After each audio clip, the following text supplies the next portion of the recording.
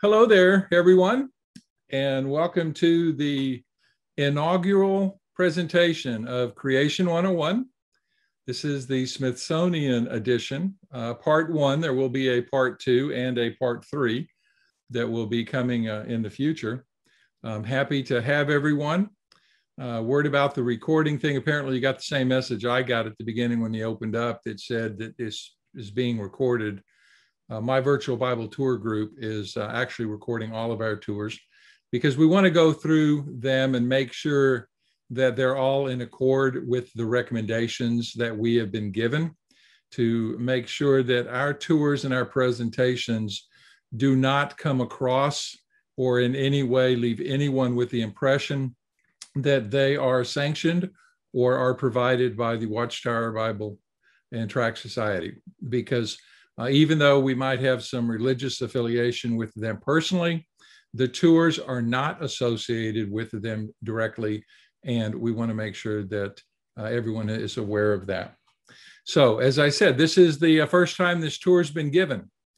That means hopefully there won't be any surprises. I haven't planned for any. Hopefully everything will run according to the way that I've laid it out and designed it, but who knows? So, consider yourselves guinea pigs. If you're warm and fuzzy and cute already, well, you're halfway there. Hopefully you'll find this particular tour to be encouraging in a number of ways. You'll learn some things that you never knew before. You will also come to appreciate a little bit more about our wonderful Creator, Jehovah God, how brilliant He is, how wise He is, how loving He is, in providing us with so many wonderful creations, many of which you'll see today.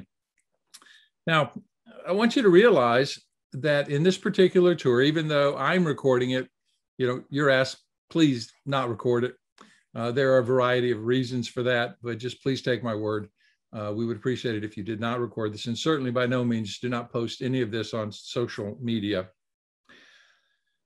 At the end of this tour, as has been my routine in the past, going to provide you with an opportunity to be able to ask some questions, and they can be questions of any sort, maybe some explanations, because this particular tour is going to have a lot of science information in it. So a warning: if you hated science in school, you're probably going to go watch the ball game, because there is an awful lot of science in this tour. I'd like to take advantage of my 26 years as a science teacher to help you to understand some things about biology and physics, chemistry, some things that I have found important in my life, and I've also found interesting in my life. So I appreciate very much if you still have questions, then to please, at the end of the tour, feel free to join us, and I'll do a little question and answer session. There are a lot of virtual Bible tours going around today. Many of them involve museums, but they're almost always some kind of an art museum. So I wanted to do something a little bit different. I wanted to actually do a tour from a science museum. And so I recently did a tour called Misled by Artful Deceptions from the world's most visited art museum, which is the Louvre in Paris, France. And so I thought, well, why not do the world's most visited science museum, which happens to be the National Museum of Natural History at the Smithsonian in Washington, D.C. So tonight or this afternoon, this morning, depending upon where you're at, we're going to look at some of the exhibits that are at the Smithsonian. Some of these exhibits have connections with the Bible, and we will discuss and explore those. Now, you will be happy to know that I have fought my basic instincts as a science teacher for 26 years, and I've decided not to give a quiz at the end of this tour. If you behave. Okay. All right, so I encourage you now to please get comfortable, sit back. We cannot see you. Feel free to put your feet up on your coffee table if you want, if Mama's okay with that. Hopefully you will enjoy the tour. Now, the Smithsonian Institution, which is also known simply as the Smithsonian, is made up of a group of museums and research centers in the United States. Now, the institution is named after its founding donor, British scientist James Smithson. Originally organized as the United States National Museum, but they stopped using that name back in 1967. Now, each museum has its own name.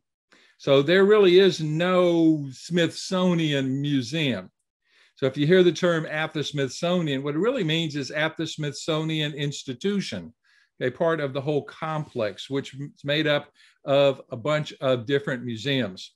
In fact, it's nicknamed the nation's attic. The Smithsonian Institution includes 19 museums. There's 21 libraries. They have 9 research centers, and they also have a zoo in Washington, D.C., which has pandas. Now, most of these, as I mentioned, facilities are located in Washington, D.C.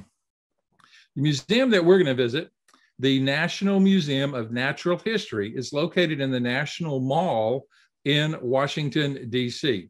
Doesn't cost you anything to go there. Admission to everything in the mall is free, and it's open 364 days out of the year.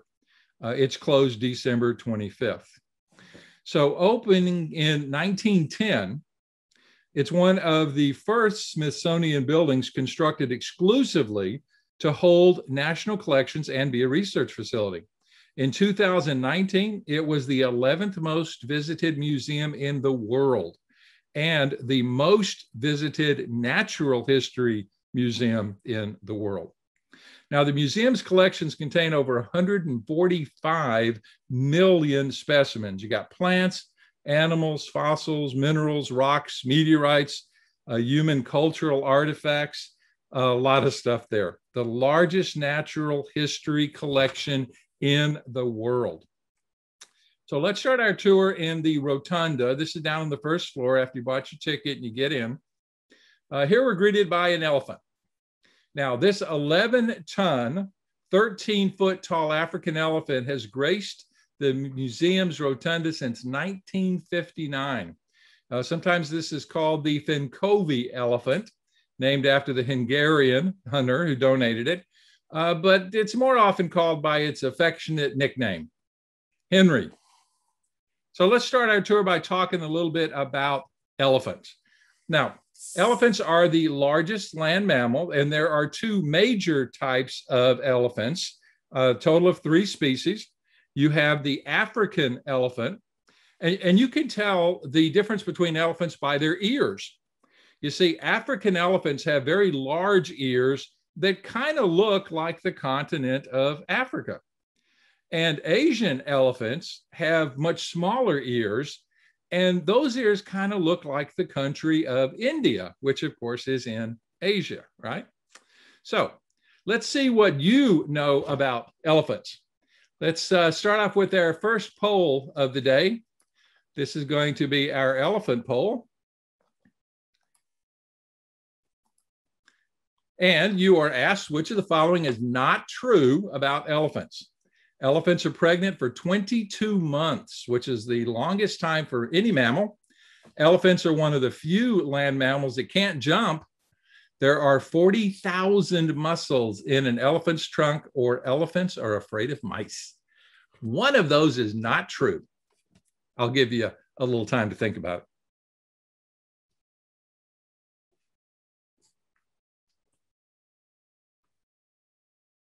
Well, I'm so happy that so many of you are participating in the polls. I hope you enjoy the polls. I know that I do when I go to virtual Bible tours. We'll take just a couple of more seconds and let's end the polling and see what you think. Okay, so I'll share the results with you. Elephants are pregnant for 22 months. That's true. That is true. So think about that, mamas. Yeah, think about how rough it was carrying that little baby around for 9 months. How would you like to do that for 22 months? Elephants are one of the few land mammals that cannot jump. That is true. Yeah, elephants can't jump. You see, their legs are too skinny to be able to propel that massive weight upwards. So very, very few land mammals can't jump, and elephants are one of them. Believe it or not, there are 40,000 muscles in an elephant's trunk. 40,000. I'm not sure who counted them all, but we'll take their word for it. And look at you. 2/3 of you got the right answer. Elephants are afraid of mice. No, they're not. But they are afraid of bees. In fact, it's actually known that different farmers will put bees around their land to keep elephants out. Okay, I've turned the poll off. Hopefully we get to the next slide. If you still see that poll on your screen, then click the little close button, or up in the top right corner, there's a little X, and it won't throw you out of the program. It'll just take that screen away from you. Okay, elephant herds, fortunately, they're on the decline, primarily because of the loss of habitat. You know, when people make more people, they got to have some place for those people to live. And so that's the loss of habitat and poaching. Poaching, particularly because of the elephant's ivory. Now, the ivory tusks that you see, they're really just very, very long teeth. And ivory has been associated with the luxuries of life, like fine art, elegant furnishings, treasured riches. In fact, non-biblical writings tell that herds of elephants roamed over the Near and Middle East in the 1st and 2nd millennia BCE, while archaeological findings confirm that rather extensive use of ivory by the nation of Israel and her neighbors. Yeah, they used a lot of ivory back then. In fact, King Solomon's ships, once every 3 years, brought great quantities of ivory from faraway places. In fact, 1 Kings 10:18 says that the king also made a great ivory throne and overlaid it with refined gold. So we could just imagine how beautiful that must have looked. But remember now, that was at a time when there were plenty of elephants and there was plenty of ivory. Now, a lot of works of art are actually constructed from ivory and are banned in many, many countries in the world. Okay, I got a joke for you. Stop me if you've heard this one. Get it? Heard? You know, like heard of elephants? Stop me if you've heard of this one. But what is large, gray, and wears glass slippers? Give up? Cinder elephant. Okay. I know that puns are not for ivory one, but that's irrelevant to me. Oh yeah, he's back. Okay. God shows his power in the way that he created elephants. Now, we're going to continue our tour of the National Museum of Natural History by visiting the Ocean Hall exhibit.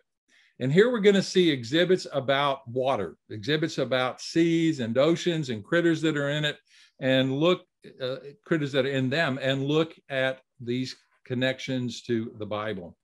So we see Jehovah truly shows his wisdom in the way that he designed water.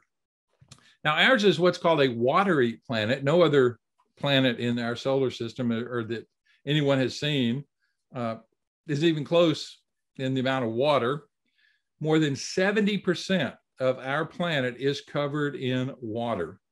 So when God was preparing the earth for humans to live here, he said at Genesis 1:9 and 10, he said, "Let the waters under the heavens be brought together into one place, and let the dry land appear."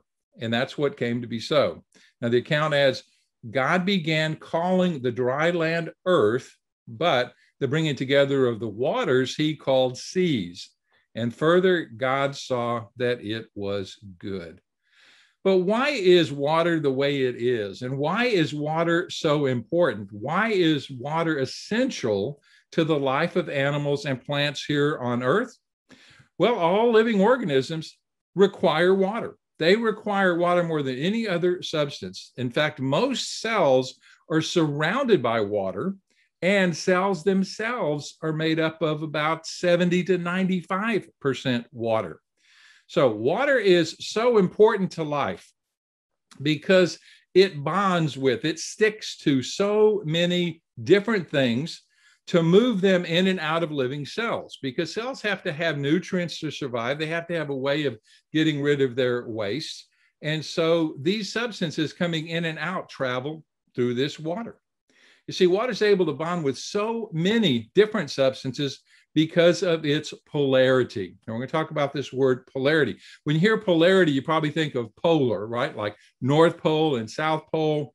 You might think about a magnet. You know how magnets have a North Pole and a South Pole to it. Well, that's the thought. That's what I want you to think. So what do we mean by polarity? Well, polarity results in a part of that oxygen atom. Okay, because remember, it's H2O, so 2 hydrogens and 1 oxygen, like you see up here in the picture. Well, part of that oxygen atom is gonna kind of make it a little more negative. So that side of the water molecule is gonna have a little minus thing going down there where the oxygen is, and you're gonna have a little plus thing going at the top where the hydrogens are. This is a property called electronegativity, because these electrons are going to want to hang out down by the oxygen more than they're going to hang out up there with the hydrogen. And so spending more time down with the oxygen is going to give those electrons a little more power on that side of the molecule. And this is what we refer to as polarity. So water, in essence, it has a positive side and it has a minus side because of how those electrons are being shared. So the plus side, if you will, the positive side of the water molecule, actually sticks to the minus side of another water molecule, because you know pluses like minuses, right? But because there's energy involved in there, it doesn't stick and stay stuck. It just sticks and then it breaks apart, and then it sticks again and it breaks apart. It sticks again and it breaks apart. So it's very, very much like teeny weeny, teeny weeny, very, very weak little magnets. And you see, that's why water actually beads up, because water will stick to itself more than it sticks to some other substances. In fact, we have a special name for this. We call it cohesion, where water actually sticks to water. Now, when you add heat or you add energy to water, those molecules can actually start to move around.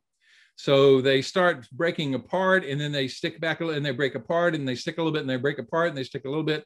So eventually it gets to the point where there's so much energy being added that an entire water molecule will break off from everybody else. And we call that evaporation. Now, it's important to remember, though, when that water molecule breaks away, it's still H2O. It still looks like Mickey Mouse. Okay? It hasn't split up into separate oxygen and hydrogens. It's still all connected.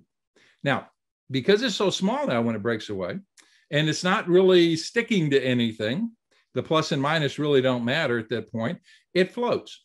It's lighter than air. And so it starts to float up into the sky. Now, when it floats up high enough, it starts to cool down, starts to slow down in its movement, and it joins up with other water molecules that are up there in the atmosphere. And so many of them will eventually stick together that they form you got it, a cloud. Right. Now, the Bible describes this process at Psalm 36:27. It says, "He draws up the drops of water, they condense into rain from his mist." Now, here's another example of condensation, because that's what this process is called. When they stick together, they condense now. We refer to that as condensation. If you look at the glass on the right, you see the water stuck to the outside of it. Well, the reason is because the water in it is cold. Maybe there's ice cubes in there. And because that water on the inside is colder, it's making the water that's in the air on the outside of the glass slow down. And those water molecules that you can't see, but they're there, they now start sticking together, and they will grab onto the side of the glass, join each other, and you get that condensation. So that's why Mama wants you to put a coaster underneath any glasses that you might put down on the coffee table, because if what you've got inside that glass is cold, it's going to form condensation and drip an ugly ring on your coffee table. And that does not make Mama happy. Okay? So notice what Job 36:28 says. Then the clouds pour it down. They shower down upon mankind. So when you get enough condensation occurring, you get a cloud that is ready to precipitate. Now, precipitation is just a fancy name for rain, snow, sleet, hail, anything that falls out of the sky in the form of water, whether it be liquid or it be solid. In fact, when it comes to raindrops, remember, two's company and three's the cloud. All right, so now that we understand water and its properties a little bit better, let's look at how God provided the water that was necessary for life. The Bible says that God was responsible for the original watering of the ground by means of a mist arising from the earth. And he established the laws governing evaporation of water and its precipitation as rain. But on the second creative day, God produced an expanse by having some water remain on the earth while raising a great quantity high above the earth. Now, this water above the expanse undoubtedly supplied the massive amount of water in the flood of Noah's day. In fact, the Bible says that was the very first rain. The oceans are important to us because they play a key role in the way that water is recirculated. Look at what the Bible says at Ecclesiastes 1:7. It says, all the streams flow into the sea, yet the sea is not full. To the place from which the streams flow, there they return so as to flow again. Yes, this is called the water cycle. Now that you understand water just a little bit better, well, the following video should make a lot of sense. Where does your water come from? My sink. My sink. Sink. The sky. It comes from... Through the faucet in my sink. Usually the faucet, I don't know. Comes from a lake. The creek. Mountains. Probably a reservoir or I believe it comes from the sewer.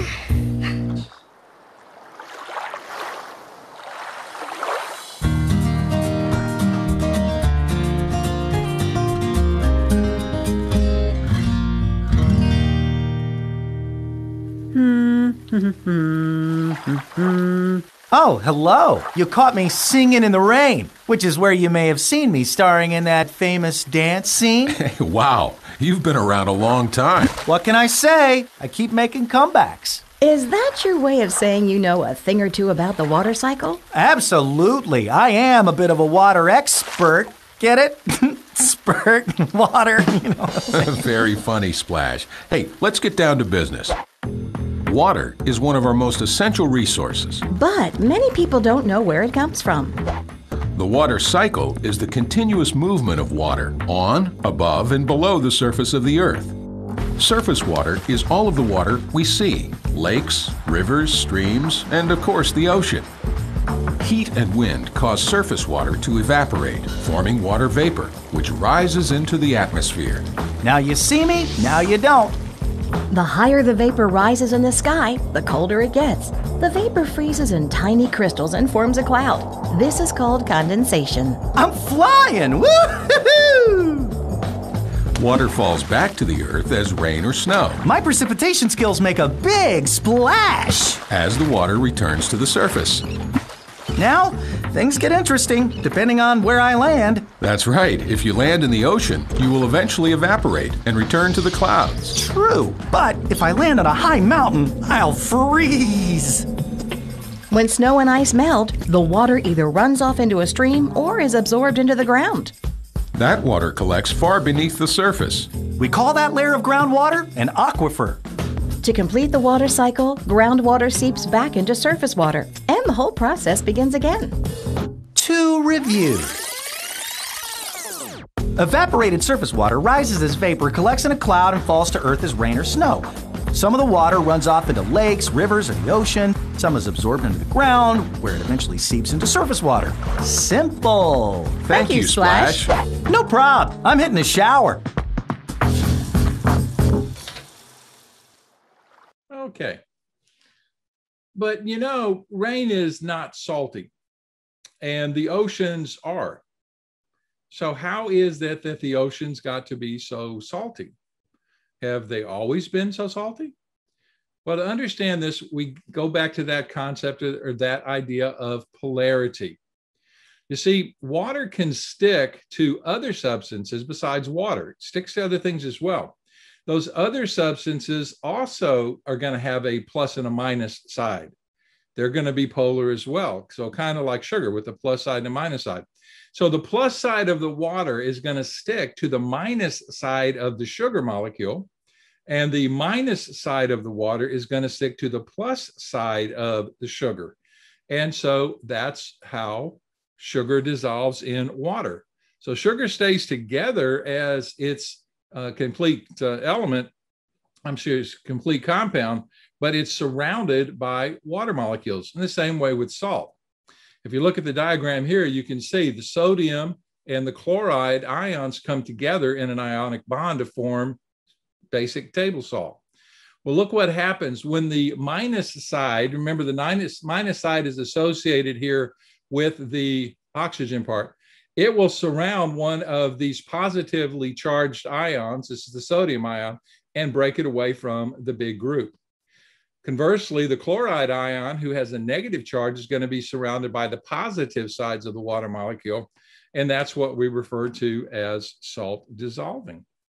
So, speaking of salt, speaking of oceans, and speaking about them, why they're so salty. Well, you probably never thought about it, maybe never realized it, but fresh water that flows in streams, flows in rivers, eventually makes its way into the ocean. You know, it's not pure water.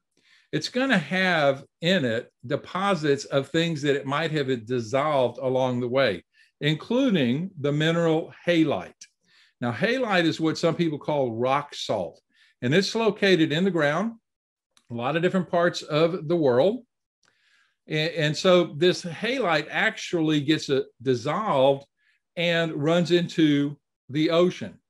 Now, when evaporation occurs, keep in mind that only the water leaves in evaporation. All of the dissolved minerals stay behind. So you can imagine after a period of time, the ocean becomes saltier and saltier and saltier, kind of like the Dead Sea. You've heard about the Dead Sea before. Why is it called the Dead Sea? Well, sometimes it's called the Salt Sea, but the Dead Sea because virtually nothing lives in it. It's just too salty for almost anything to be able to survive. So why is it so much saltier than the surrounding oceans? In fact, it's 9.6 times saltier than any other part of the ocean. Well, it's because there's no outlet for the Dead Sea. And so as the Jordan River runs into it, once that water evaporates from the Dead Sea, it leaves behind all that salt. Now, a lot of people don't stop and think and realize, but this area around the Dead Sea has an awful lot of halite, an awful lot of rock salt in it. It also has an awful lot of sulfur. And if you think back in the Bible about the time when Sodom and Gomorrah were destroyed, remember, the Bible said it rained what some call brimstone, which was sulfur from heaven above. Well, this could have very easily have been sulfur exploding and molten rock salt actually being thrown into the air. Now, what would happen if a person happened to have a whole bunch of this molten halite, this molten rock salt, land on them?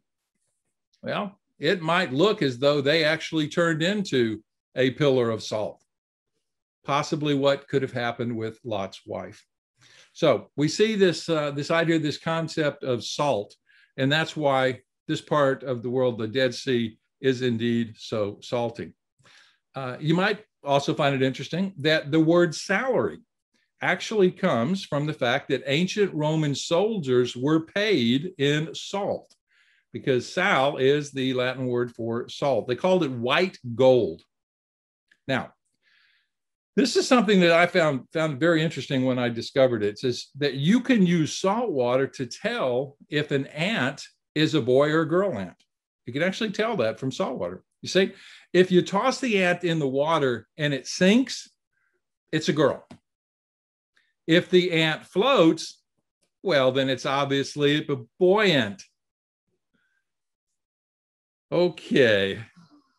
Not all substances, however, have polarity. Now, some substances, they share their electrons equally, and they don't really have a plus or a minus side. We call that nonpolar, and that includes oils, fats, waxes. You know, that's why that old expression, oil and water do not mix, because water is polar, but oil is not polar. All right, so we looked at what happens when you add heat. But what happens if you take away heat? Now, you cannot add cold. That's not possible in physics, but you can remove heat. And if you take enough heat away, you get something called freezing. Let's look at this idea, this concept of freezing, what's happening with freezing now. When you slow down and you take the heat away and the energy away that's making these water molecules break apart, stick back together, break apart, stick back together, you take enough of that energy away, then they slow down. And eventually they kind of maximize their plus and minus thing. Notice on the left of the screen here, you see them all kind of blurred together. They're all kind of back up, and over in the right, you see that lattice. So they actually spread out, and when they get their maximum separation from each other. That's why when you put water in the freezer, it gets bigger. If you've ever left a soda in the freezer, only to wake up and find that it blew up and exploded, you understand why. So now that you know so much more about water, it's really appropriate that we agree with the scripture at Revelation 14:7. It says, "He was saying in a loud voice, 'Fear God and give him glory, because the hour of judgment by him has arrived. So worship the one who made the heaven and the earth and the sea and the springs of water.'" So in a number of remarkable ways, the waters in the oceans were designed to sustain life. Another way that it sustains life is the fact that it has the capacity to store heat. So the ocean acts like a kind of a huge heat reservoir. It kind of moderates the cold in the winter and the heat in the summer. But Earth's oceans also play another critical role in keeping us alive. Yes, oceanic plankton. Now, plankton are one-celled little critters. You can't see them, but they're floating around in the ocean doing that photosynthesis thing. They absorb carbon dioxide. They release oxygen. According to one researcher, 70% of the oxygen that's added to the atmosphere each year comes from plankton in the sea. So 70% of that air that we breathe, that we have to have, actually is regenerated by these things. And it's an interesting note, if you've ever been to the ocean or been to a bay or sea, and you smell that smell, you know, that smell, that ocean smell, maybe you've smelled before, you know what I'm talking about. Well, you might be interested to know that that's actually these plankton here passing gas. That's what that smell really is. Okay, so now let's look at another water exhibit in the museum. Let's talk a little bit about coral. Have you ever heard that coral is an animal? Well, technically it is. But when we think of coral, we're usually thinking about the outside covering, you know, the apartment building, as I call it, that the animal lives in. You see, coral is really made from very, very small animals. These polyps, as they're called, the ones with the little fingers sticking out, those particular polyps are filter feeders. And when the current brings water by, and there might be little things inside the water, they grab it and they bring it in and they ingest it and they use that for food. But they don't always get as much food as they need from this filter feeding. So sometimes they invite these photosynthetic algae to come and live with them. These algae, like you see in the picture here on the right, they're called zooxanthellae. Yeah, that's a lot to say, isn't it? Zooxanthellae. But if something happens to these zooxanthellae, the coral usually dies. And all that's left is this white shell, that apartment complex, if you will, of the coral. What can kill the zooxanthellae and hence kill the coral? Well, you get an increase in water temperature, because so many of these zooxanthellae can only operate at a certain temperature. You get hotter than that, they die. Climate change is causing that. Pollution can kill zooxanthellae. Silt from erosion, from runoff, maybe there's a big storm, a lot of that comes in and covers over the top of them. That can kill them as well. And so unfortunately, this just gives the coral something else to have to worry about, because coral, they worry a lot. They really do. They always worry about current events. Get it? Current, current water flow. Okay. All right, I'll move on. Now, red coral from the Mediterranean is so precious that it's actually called red gold. It can grow on any solid surface. It can grow on a rock, a shipwreck, even an ancient cannonball, down to about 800 feet deep. That's about 250 meters. But it's got to have very calm, very unpolluted water with a fair amount of salt, pretty high salinity, water temperature that hangs somewhere between 50, 85 degrees. That's 10 to 29 degrees Celsius in order for red coral to be able to survive. Now, archaeological evidence shows that coral has been prized, it's been worked, it's been traded for many years.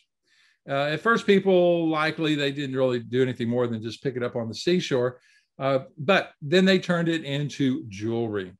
In fact, it was included among the jewels of Sumerian gods. Egyptians, boy, they really highly valued it. And of course, we know that ancient Jews set coral alongside silver and gold because of its value. Yes, Proverbs 31:10, who can find a capable wife? Her value is far more than that of corals. Now, it's hard to walk around the museum and not be impressed with the different types of life forms that you see. So now let's look at God's, again, we're going to look at his power in how he created whales. Are dolphins your purpose for living? Do you start blubbering when you think of belugas and it's no fluke? Well, well, well, have I got something for you. On display at the museum is a right whale. Now, it's called a right whale because it was the right whale to hunt. It moved very slowly, and when it was killed, it would float. And so whalers would go after this particular kind of whale. That's why it's called the right whale. Now, whales come in two major groups. You have those that have teeth and those that don't. The toothless whales, the whales without the teeth, are often called baleen whales. You see, they're filter feeders, and they use the baleen plates to trap food. The plates are used to collect shrimp-like krill, plankton, and small fish from the sea. Baleen is made out of keratin. That's the same stuff that our fingernails are made out of, our hair is made out of. And baleen whales are grouped into four families. They range in size from the blue whale, which is the largest animal there ever was. And that whale can grow up to be 33 meters or 108 feet long, all the way down to the pygmy right whale, which is just a little bitty 6.5 meters or 21 feet long. Did you know that a full-grown blue whale's heart is the size of a Volkswagen Beetle? Now, baleen whales have two blowholes or two nostrils at the top. So their blows are going to be a lot bushier than those of whales that have teeth. That's one way you can tell them apart, because those whales that have teeth only have one blowhole. Now, when these whales let out these mighty blows, they aren't spitting out water. No, they're not releasing water from their blowhole. They are letting out air. They're exhaling. But because their breath is so powerful, it causes any water around it to get sucked up by the vacuum and turned into a cloud of mist. Well, that mist isn't really just water. It actually contains mucus, contains a bunch of oils. Yeah, it's almost like the whale has a cold and is blowing its nose. I know, gross. And those whale blows can also be very stinky. You don't want to be anywhere near them. Some baleen whales, including the humpback, the minke, the fin, the blue whale, they have clearly visible throat grooves that are called rorquals. Now, this allows their mouths and throats to expand and balloon out as they gulp monstrous-sized mouthfuls of seawater and food. Sometimes they catch more than they want to catch. And sometimes they have to spit stuff out. So let's learn a little bit more about blue whales.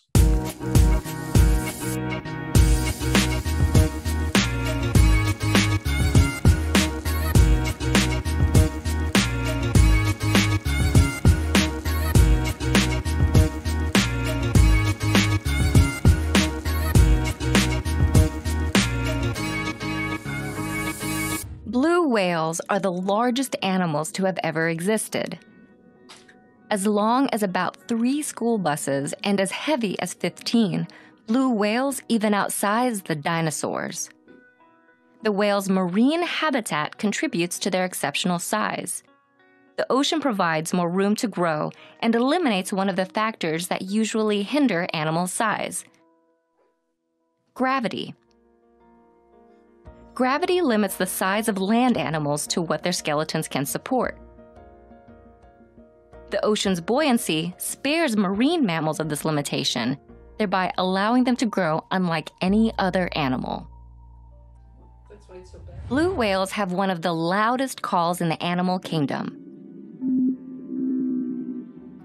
Measuring up to 188 decibels, their song can be loud enough to overpower the sounds of jackhammers and jet engines. The whales use their powerful songs to communicate with each other, oftentimes from long distances. These vocalizations, which are deep moans and rhythmic low-frequency pulses, have been recorded from over 500 miles away.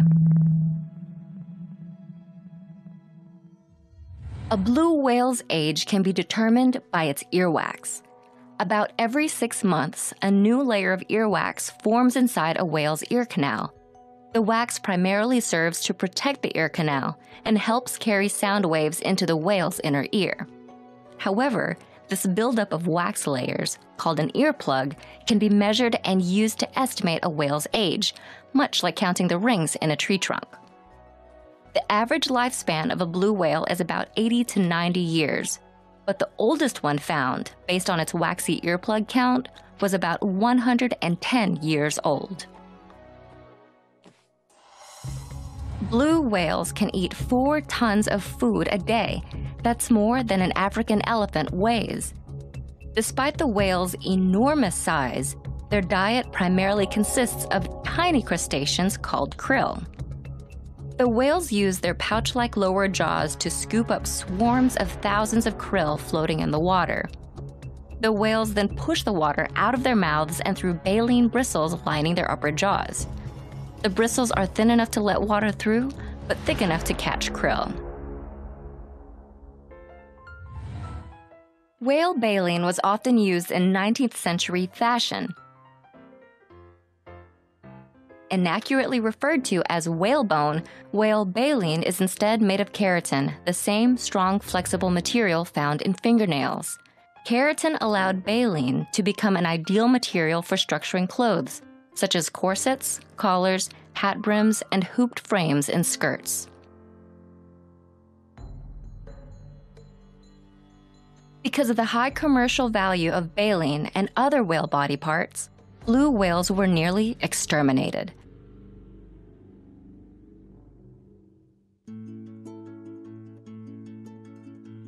Today, thankfully, global bans on whaling were put in place, allowing the species to slowly rebound. Okay. In 1903, they actually took a blue whale and they stuffed it and brought it to the museum. This one went on display in 1903. It got replaced by this one in 1963. The enormous blue whale model that dominated the ocean hull in the 1960s, it was actually removed in 2000 when renovations began for the new Kenneth E. Baring Family Hall of Mammals. We'll visit that a little bit later. So right now, there are no huge blue whales at the museum anymore, but there is that right whale that we talked about earlier. And I got to tell you, when I saw this one, I thought, man, that is one beautiful whale. And I thought, you know, maybe she's born with it, or maybe it's Maybelline. You got to be old to get that one. Okay, I know. Okay, maybe I should have quit whilst I was ahead. The Bible perhaps mentions whales when it speaks of Leviathan. Now, an animal usually associated with water, apparently some form of aquatic creature, might also be referring in some contexts to crocodiles. At Psalm 104:26, this may be where it's referring to a whale. It says, "There's the sea so great and wide, teeming with countless living things, both great and small." Both small and great. There the ships travel, and Leviathan, which you formed to play in it.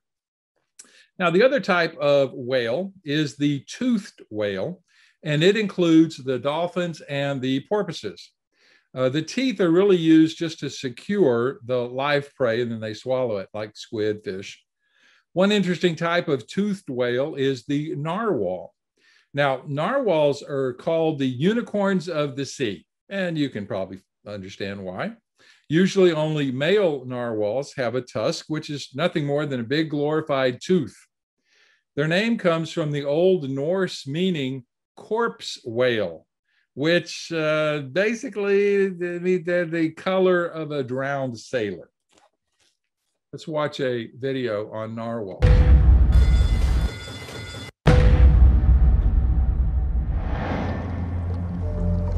Male narwhals can weigh nearly 2 tons.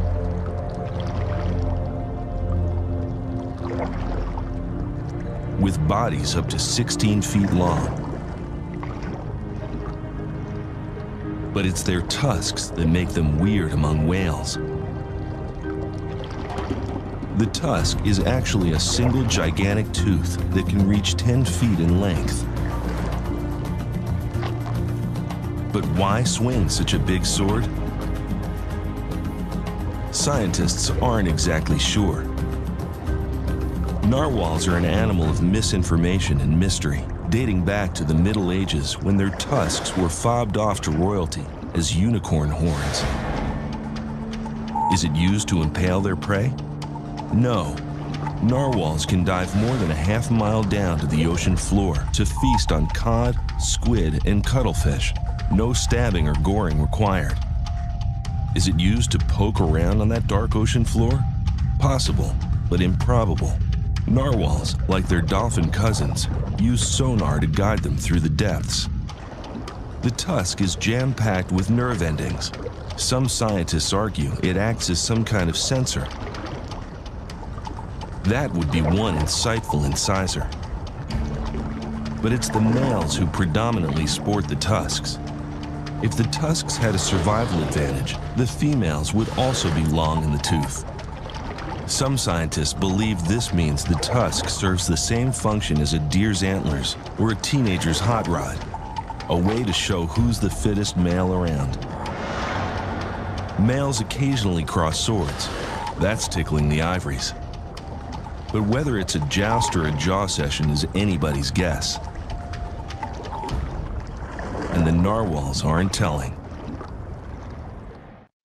Okay. Now, one of the more famous members of the toothed whales are the killer whales.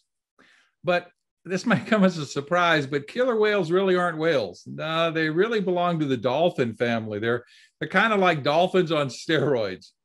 And it's thought that their name was originally whale killers because they do hunt and kill whales. The name was thought to be kind of flipped around over time.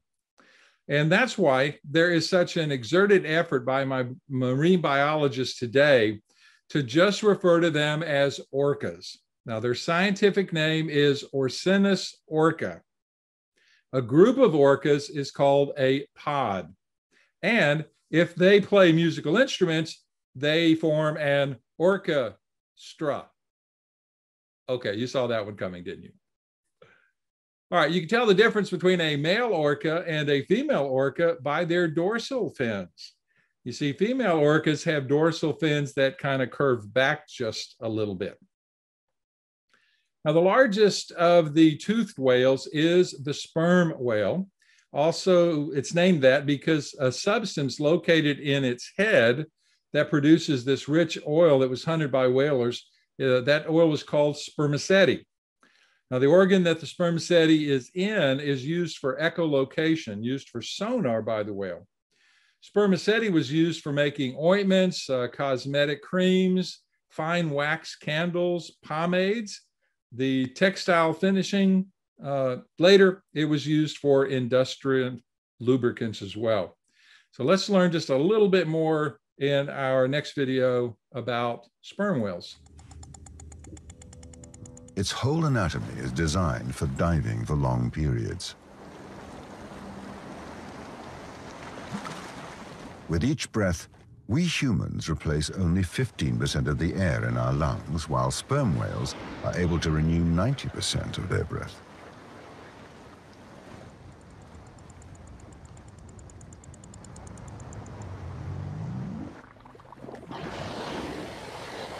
Its muscles are rich in oxygen-carrying proteins and can store 10 times more oxygen than humans. As soon as it leaves the surface of the water, the sperm whale's metabolism slows down to save oxygen, and its blood is concentrated on vital organs like the heart and its enormous brain, the largest in the animal kingdom. Its chest cavity is flexible, so it doesn't snap when the pressure mounts.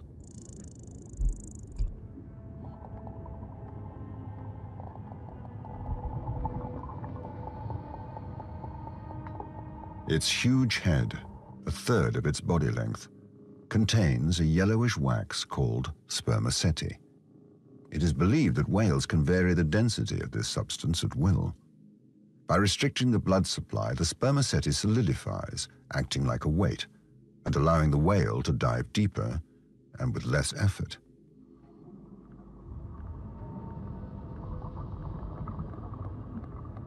When it resurfaces, the sperm whale reheats its spermaceti, causing it to liquefy until it is lighter than water.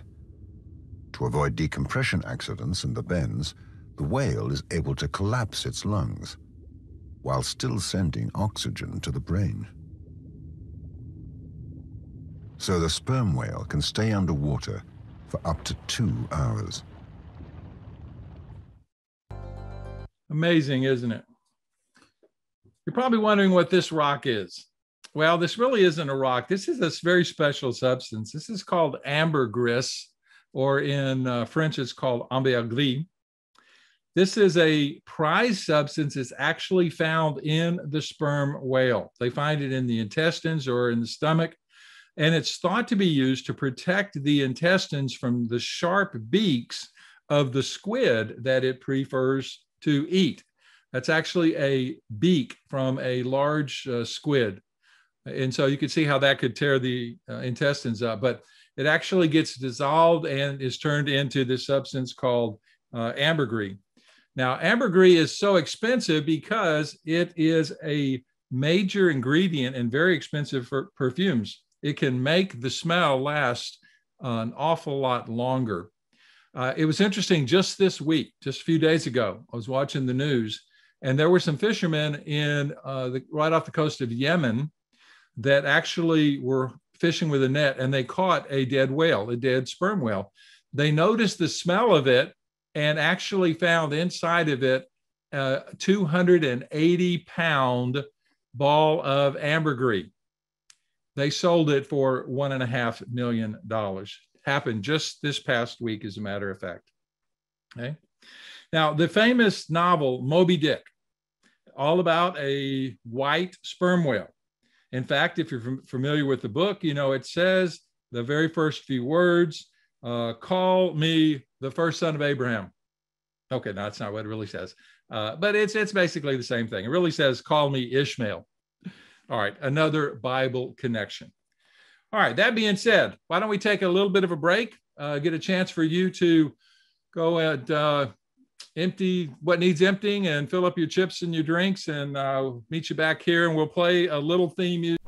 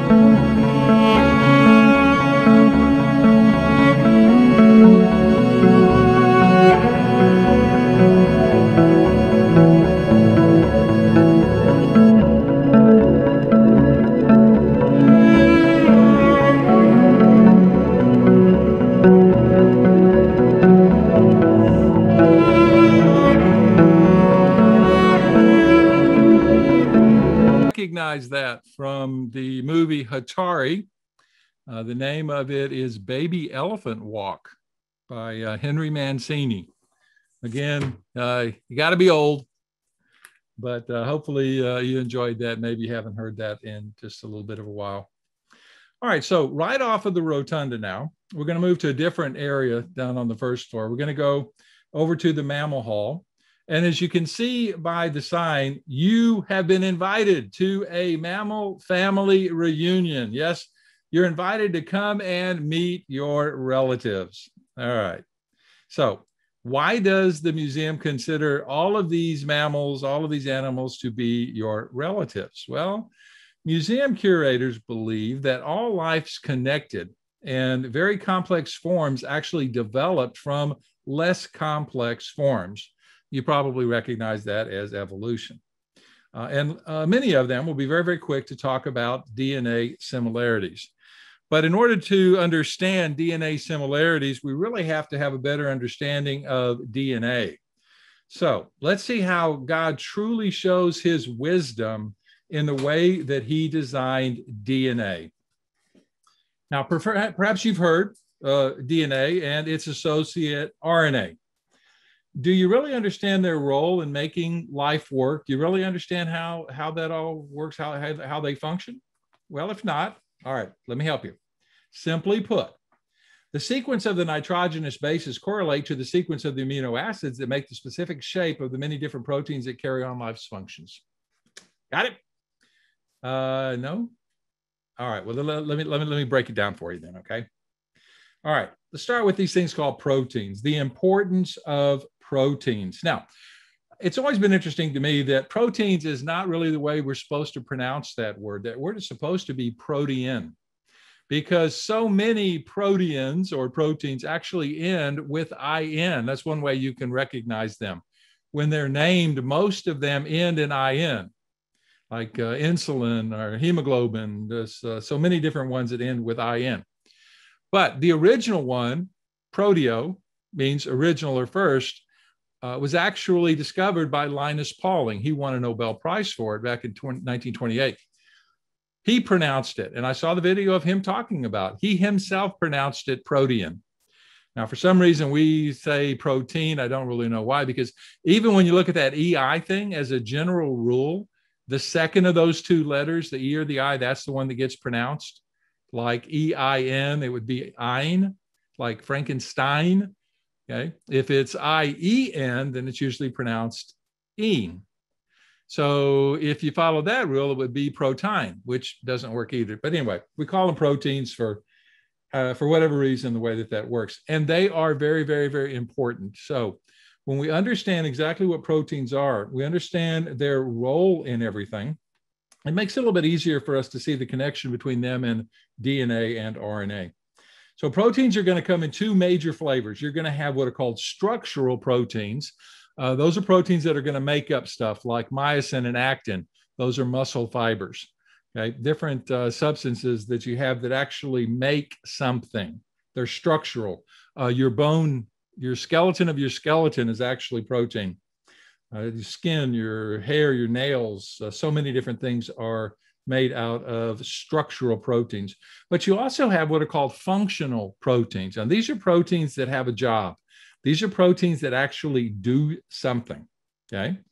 These functional proteins that we talk about, they put things together. They can break things apart. Proteins that do that are called enzymes.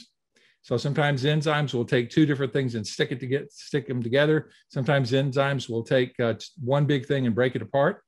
You have other proteins that have the job of carrying oxygen to your cells, getting carbon dioxide out of your cells. You've heard of hemoglobin.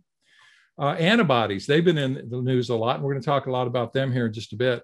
Well, antibodies are proteins, and they are part of your immune system. They have jobs to do. In fact, proteins account for more than half of all of the dry mass of most cells.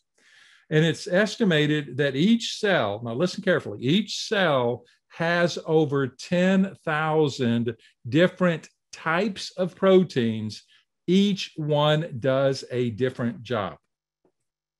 So a protein-specific shape is going to determine what it does. So its shape determines who it's going to interact with, who it's going to bump into, who it's going to do something with, as everything is bumping around inside of your bloodstream. See, it's all about shape. And you're going to find that in biology, shape is everything. The shape of the protein, and DNA is what tells a cell how to make that protein's shape. Just a few of the 10,000 different shaped proteins that are necessary for life that you have. They all have a different job. They all have a different shape, but they're all made with the help of DNA. Now, think back to high school. Remember that the building blocks of all proteins, remember what proteins are all made up of? They're called amino acids, right? First of all, an acid in science does not necessarily mean that it's going to burn your finger off if you touch it. An acid in science is simply any substance, anything that can donate or lose a hydrogen ion. So it's really only extremely concentrated acids that could pose any danger to us. So when we refer to amino acids, nucleic acids, okay, it's not that they're real dangerous. It's just that they donate a hydrogen ion by the rules of chemistry. Now you got 20 essential amino acids that we've got to get from the things that we eat. We don't make them ourselves. You digest other foods' proteins when you eat something, and you break their proteins down into all of these little different amino acids. And then you're going to take those and reshuffle them and put them together in a way to make the proteins that you need. You see, you make a few amino acids yourself, but most of them you have to get from the foods that you eat.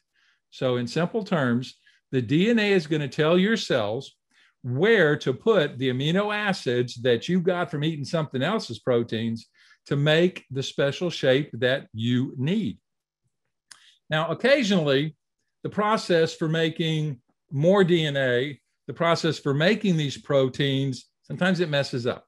Now, we call that a mutation. And right now in the world of the viruses out there, they refer to that as a variant. There can be severe consequences if just one amino acid gets put in the wrong place, just one, like sickle cell anemia, where a normal protein is going to have the amino acid glutamic acid. A sickle cell has the valine amino acid there. And what that does is instead of making it round, it makes it stick out. It makes it sickle shaped, as it were, so that when that tries to sneak through the smallest blood vessels that you have in your body, instead of being squishy like the round ones are, it can clog. And if it clogs up and it gets stuck, it doesn't let oxygen get to your cells, and you can't make the energy that you need. And that gives you the anemia. Right? So it's extremely important that every amino acid gets put in the right place. But before we're going to look at DNA detailed, why don't we take a DNA poll? Let's see what, oh, I'm sorry, I skipped one. Let me get back to this real quick. When these bonds between amino acids, when they get broke, that's called denaturing. You think about an egg. You take an egg, you crack it open, and what we call the egg white really isn't white at that point. It's kind of real clear, okay? Made up primarily of a protein called albumin. There's that IN thing again at the end, right? Albumin. And that's what would have made the chicken's feathers. When you cook it, you denature it. You change its shape and it turns white. Now, you cannot uncook that egg. You cannot take it and change it back to that clear at that point. So sometimes you can go past a point of no return. That's why parents freak out when a child's temperature gets somewhere around 103. Because up to 106, your proteins inside of you can denature, but they usually go back. You get above 106, they may not go back. It may be like the white in that egg. You can't do anything about that. And of course, that can cause major problems when your very, very important proteins aren't doing what they're supposed to be doing now because they, in essence, got cooked. Hair, we mentioned, was made up of keratin, right? Keratin, there's that IN thing again.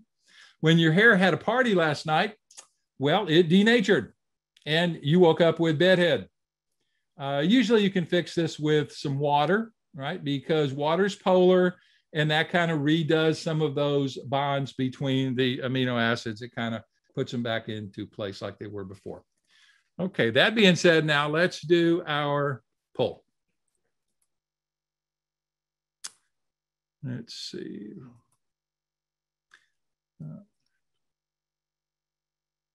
Oh, stop sharing results. Okay, my apologies. Let's go to the DNA poll. All right, which of the following is not true? Your DNA could stretch from the Earth to the sun and back approximately 600 times. Humans are 99.9% alike. And even though it codes for all the information that makes up an organism, DNA is built using only 4 building blocks. And then your last choice is genes make up only about 50% of your DNA. This is a toughie.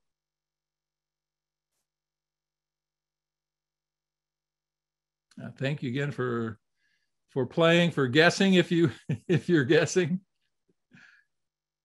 But we're going to get into some of the deeper part of our tour here in just a little bit. Okay. All right. Well, it looks like there's no clear answer. Things are kind of shuffled around just a little bit, but I do have to compliment you again. You did get the right answer as a group, even though it's only by 1 percentage point. No, your DNA actually could stretch to the sun and back some 600 times. I know it's kind of hard to believe, but it's that small. And you have that many cells, and each cell is going to have, well, almost each cell is going to have DNA in it. So when we look at these strands that you see, a lot of DNA inside of you. The second choice is we are 99.9% alike. And that is true. We have 99.9% of our DNA is the same. So when you see somebody that's different, it's only 1/10 of 1% that is different. I've always thought it interesting that color is such a major thing to so many people. And the difference between the whitest white person and the darkest person is a half a thimble full of a protein called melanin. Half a thimble. That's it. And that's what makes that difference between. But 99.9% of us is the same. And even though it codes for all the information that makes up an organism, DNA is built using only 4 building blocks. And that's true. We're going to talk about that here in just a second. And it'll may be an aha moment for you when you go, oh, okay, that explains that. So the one that's false is your genes. Genes don't make up 50% of your DNA. They only make up about 3% of your DNA. You know, you would think it'd be a lot more than that, but most of your DNA is actually used to make other things and give directions and make those 10,000 proteins that you see that do things. So let's continue talking about this thing called DNA. Again, it's the DNA that tells the cell which amino acid to put where so it can make the specific shape for each individual protein. All right, but exactly how does it do that? Well, we mentioned earlier the building blocks of proteins are amino acids. Well, the building blocks of DNA are something that are called nucleotides. Now, nucleotides come in 4 different flavors. And what you have for each nucleotide is you're going to have a phosphate group, you're going to have a sugar. And in the case of DNA, it's going to be deoxyribose. That's where the D is. Deoxyribose is the D in DNA. And you're going to have one of these 4 flavors. You're either going to have adenine, which is represented by an A, thymine represented by a T, guanine represented by a G, or cytosine represented by a C. That's that G, C, and AT thing that you always see. So if you think back to Jurassic Park and you see all those letters, it's always G, C's, and A's and T's, okay? Because those are your 4 choices of making your nucleotides. Now, DNA actually stands for deoxyribonucleic acid. Now, the deoxyribo part, that's a reference to the sugar deoxyribose, located in the nucleus. So that's the nucleic part.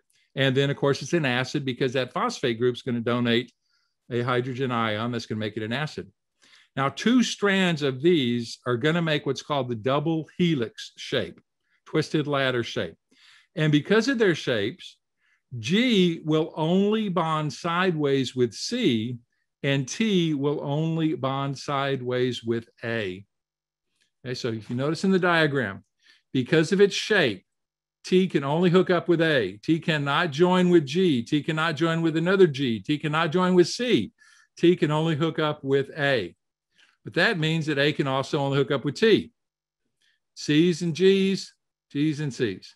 And because of the shapes, that's the only way that these two can bond or stick together. Okay. So hopefully you're with me so far, and I haven't lost you. All right. So how does this connect with the shape of proteins? Well, here's your key now. The shape of a protein, that is which amino acid goes where, is determined by the sequence or the order, if you will, of the G's, the C's, the A's, and the T's. You see, the G's, C's, A's, and T's, they all get divided into groups of 3. And each group of 3 is called a triplet. Like in this case, you have GCA. That's a triplet, GCA. Okay. Let's see. And that is going to make or code for to tell the cell a particular amino acid should go here. For example, when you see GCA in a row on one side of the DNA, you're always going to get the amino acid alanine. See down at the bottom it says ALA. That's short for alanine. Unless there's a mutation, but usually it's not. You're going to get alanine there. Okay.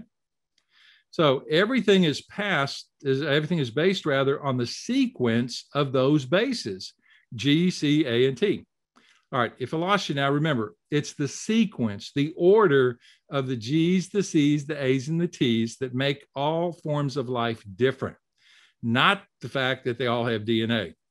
Chickens have G, C's, and A's, and T's, but the quantity and the order of those G, C's, and A's, and T's, well, they're different from ours. You know, most human proteins are the same, but differences in our DNA for certain proteins, like those that make hair color, for example, will make us different. So a lot of times, it's always about the sequence of the G's, the C's, the A's, and the T's. So oversimplified now, I'm gonna make this really, really oversimplified. If I had black hair, then I might have, let's say, CCT at the spot to make hair, whereas somebody with red hair might have GGA.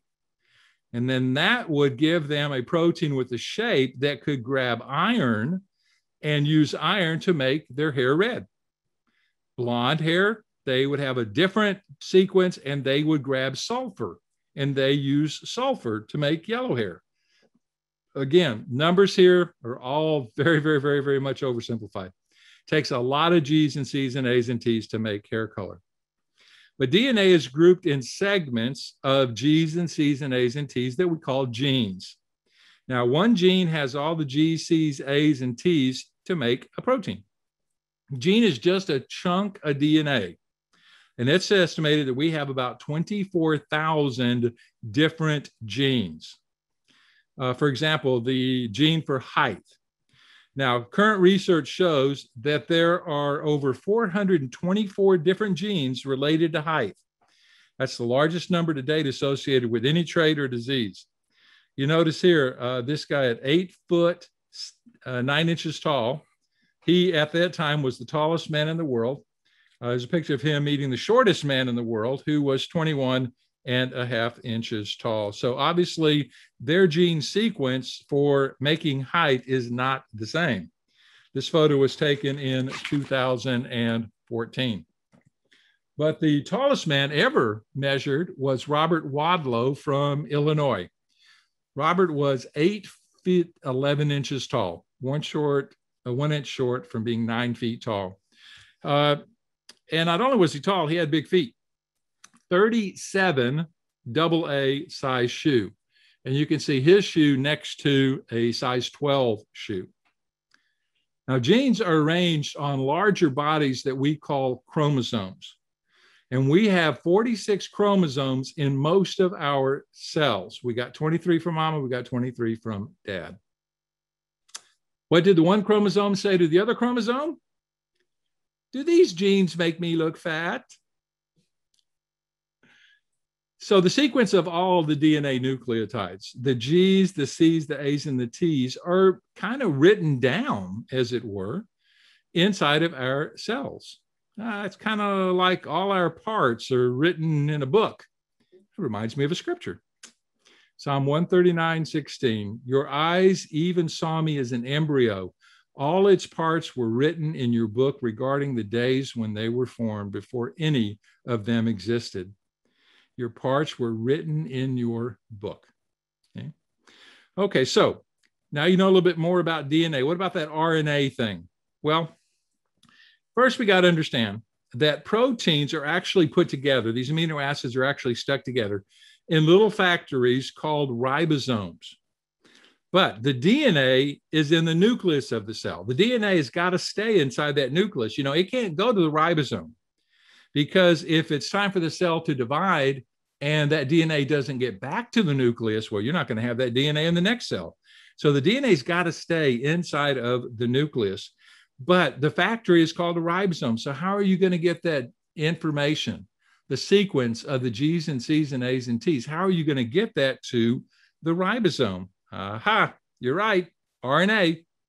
And RNA is sometimes called messenger RNA, or little m RNA. And that's why it's called that, because it actually can read the DNA sequence, the sequence of the G's, C's, and A's and T's, and take it to the ribosome to make the protein with the right shape. Now, no doubt heard a lot going on with these two mRNA vaccines, right? We're all been affected by this pandemic. The the vaccines that are out there right now that require 2 shots, you have the Pfizer and you have the Moderna. So how is it that they work? All right, I'm going to share with you how they work, because it involves messenger RNA. So let's start off by first learning a little bit about viruses and vaccines. Now, vaccine, that word actually comes from the Latin vacca, which means cow. So how this came about is an interesting story all unto itself. An English scientist named Edward Jenner, he's given credit for the first vaccine. Smallpox was, and is still in a very, very small regard, but still a horrible disease that used to kill an awful lot of folks. Now, Jenner noted that dairy maids, these were women who milked cows, they were not getting smallpox, but they did get something else. They did get something called cowpox from being in close proximities to cows. And it was a similar, but it was a much less lethal and much less disfiguring disease. So if they were to get cowpox, they never got smallpox. Well, Jenner took some of the fluid from a cowpox blister on a dairy maid, and he put it into a cut on this 8-year-old boy named James Phipps. Now, James Phipps was the son of Jenner's gardener. The boy, he had some mild reaction, but didn't get real sick. About 6 weeks later, Jenner takes a big risk. He actually takes some of the fluid from a live smallpox and he puts it into the boy. The boy had no symptoms, no problem. So his hypothesis was correct. Okay? Our bodies are designed to combat the many things that invade us every day. But how can we be ready for everything? Well, we can't. There's just too many things out there that can attack us. So our bodies have got to be shown what the bad guy looks like so that we can make what are called antibodies to fight them off. Now, remember how I said that shape was everything before? Again, shape is critical here. You see, our cells have receptor sites on the outside of them. They're made up of proteins. And the shape of those receptor sites may be complementary to the shapes of certain viruses. Now, complementarity, that means that they're going to have the opposite shape. And so they're going to fit together like pieces of a puzzle or like a lock and a key. So the connectable shapes of the viruses, we give them a special name. We call the bad guys, bad parts, antigens. Now that comes from 2 words, antibody and generate, or make antibodies. So an antigen is something capable of producing antibodies. Okay. Now, only certain cells are going to have complementary to the virus's antigens. Not all of your cells are going to match up with all of the different viruses that come into the world. That's why you don't ever have to worry about getting tobacco mosaic virus. Don't worry about getting feline AIDS. It ain't going to happen because those shapes are not complementary to your shapes of your receptor proteins on certain cells that you might have. Okay? The antigen is not going to match up with the host cell shape. All right. So the COVID-19 messenger RNA vaccines, here's the way they work. They give instructions for our cells to make a harmless piece of protein. Remember, messenger RNA takes the message, the information on which amino acid to put where, and you're going to give that information to your cells, and you're going to make a harmless piece that's called the spike protein. Now, the spike protein is found on the surface of the virus that's going to cause COVID-19. That's the antigen, right? These spikes on whole live viruses, if it was the whole virus that came in with the spike protein, and that attached to certain cells, usually those in your nose and in your lungs in this case, that could allow that whole virus to infect you. But the spikes just by themselves, well, they're not going to hurt you because they don't have the information to tell your cells how to make more viruses. So first, COVID-19 messenger RNA vaccines are given in the upper arm muscle. Once the instructions, that messenger RNA, once all those instructions on how to make those spike proteins are inside of your immune system cells, the cells are going to make just the spike protein piece. After the protein piece is made, the cell is going to break down that messenger RNA and get rid of it. Then the immune system cell is going to show that spike protein on its surface. It's going to say, hey, immune system, this is what the bad guy looks like. And then our immune system is going to recognize that, hey, you don't belong here. You're not one of us. So it is going to think that it's being attacked by these spike proteins. So what does it do? It goes into defense mode. Our immune system is then going to begin building a response, and it's going to start making antibodies. Okay. Now, that would happen if you were actually infected by the virus. You would start to make these antibodies. But if your immune system wasn't real strong, by the time you finally caught up and made it stop making those new viruses, you might not have enough antibodies and you might not survive. So antibodies are kind of, they're like, they are proteins, and they're kind of like little socks that are going to attach to and cover over real virus spikes so that those can't stick and attack your cells if you ever got the live virus. So these antibody socks are going to cover over or clog up the spike protein, okay? At the end of this process, our bodies have learned how to protect against future infection because some of these socks, these antibodies, are going to be left behind. They're there ready to go in case the real guy shows up. They'll cover over the sock. Nothing will happen. You'll go in and you'll get rid of those viruses because they can't cause you any harm. And you're also going to have some cells that are called memory B cells that will be ready to make more antibodies should the bad guy show up again. So the benefit of the messenger RNA vaccines is that those vaccinated get this protection without ever having to risk serious consequences of getting sick with our COVID-19.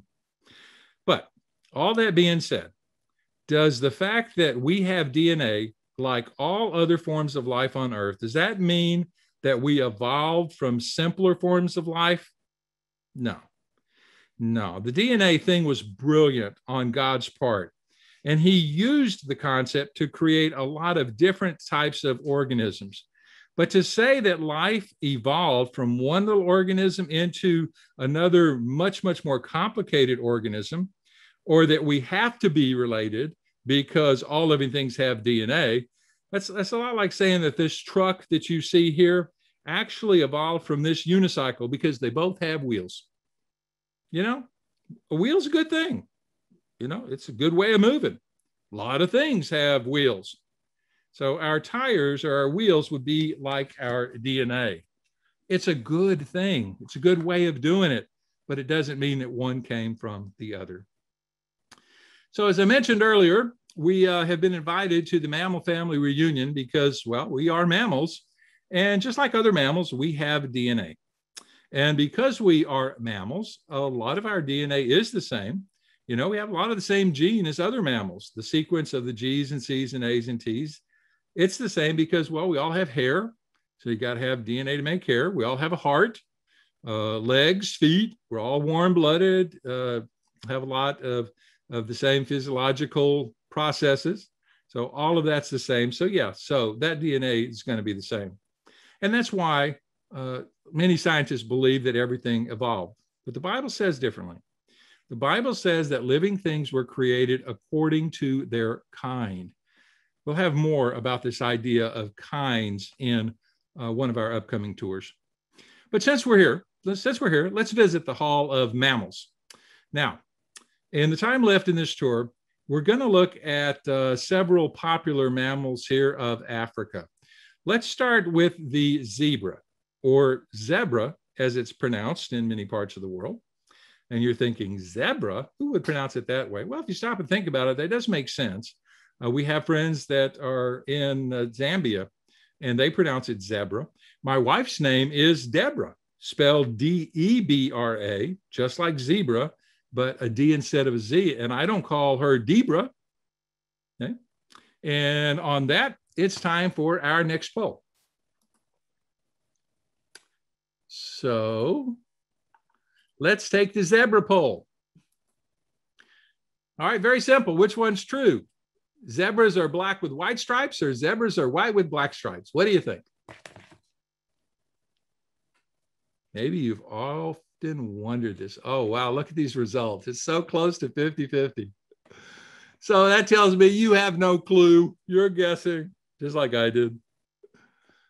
Okay, all right. One's taking the lead. One's taking the lead, not by a whole lot. Okay, wow. What a sharp group. Okay, let's end the polling and I'm going to share the results. Again, you guys come out the winners. I'm so proud of you. Yes, zebras are, I lied.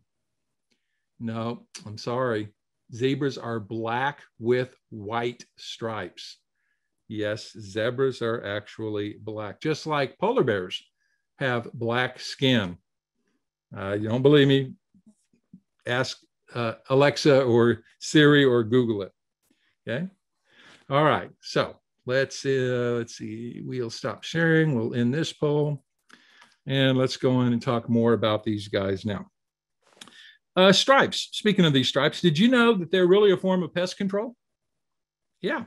Horses are bitten by flies a lot more than zebras are. Okay. All right. I'll say zebra, when in Rome. Yeah. Horses get bitten by flies a lot more, especially the tsetse flies. And it's thought that the alternating black and white actually confuses the fly. The stripes are like fingerprints. No zebra has exactly the same stripe pattern. They're kind of like full-bodied barcodes. And zebra stripes are also a form of camouflage. You see, when you have a large group of zebras stand together, it's pretty hard to differentiate. This can kind of freak a lion out. And it's looking at this big mass with all these stripes running in all these different directions. 3 different species of zebra. All of them are from Africa. You can tell the difference by their stripe patterns. That's how you tell them apart. Now, it's a little known fact that zebras don't like to be ridden. You see, zebras are flightier than horses, a lot more aggressive. That's why it's really hard to ride a zebra. If you corner one, it's going to bite, it's going to kick, and it will try to end you because those are the kind of skills that it needs to survive in the wild. In fact, zebras injure more American zookeepers than any other zoo animal. So I wonder if you can ride a zorse. That's a cross between a zebra and a horse, or maybe a zonkey. Not really sure. Okay. But let's move to the giraffe next. Giraffes are the tallest living land mammals. There are 4 different species of giraffes. Giraffes only need to drink water about once every couple of days. They get most of their water from the plant-based diet that they have, which is good because, when you're a giraffe and you're bent over like this trying to drink some water, and a lion happens to come by, not a good thing for you as a giraffe. Female giraffes often come back to where they were born to give birth. Once they're there, their calves receive a kind of a rough welcome into the world. They can fall over 5 feet, thud, hit the ground. But fortunately, baby giraffes can stand up, even run around with about an hour of their being born. Both male and female giraffes already have horns when they're born. Giraffes' tongues can be up to 20 inches long and are very darkly colored, which is thought to help protect them during frequent sun exposure as they're eating. The northern giraffe's scientific name, and I'm not making this up, Giraffa camelopardalis. Camelopardalis comes from the ancient Greeks' belief that it looked like a camel wearing a leopard's coat. Okay. And despite their characteristic long necks, giraffes actually have the same number of neck vertebrae as we do. They have 7, just like we do. Each individual vertebrae is supersized. It can be up to 10 inches long. And another special feature about giraffes is that they have the highest blood pressure of all animals. How else are they going to be able to get blood all the way to their head? The giraffe has an extremely high blood pressure, 280 over 180. That's about twice that's found in humans. As it drops its head down to drink, specialized valves in its neck counter the potentially explosive effects of gravity. So that blocks blood flow back into the skull. Special support structures in their arteries can withstand blood pressures of 300 over 180, and that keeps the blood vessels from bursting. Okay, and our last poll is our dangerous African animal poll. So my question for you is, which of the following African animals kills the most people each year? Is it the hippo, the lion, the black mamba snake, or the crocodile? What's the most dangerous of these 4 animals kills the most people each year? And this will be our last poll. Thank you again for joining us. Well, yeah, you guys are pretty sharp. Okay, you blew the zebra one, but other than that, you guys are doing really, really well. So thank you all for those of you that participated in the poll, and let me let you bask in your great intelligence. It is the hippo.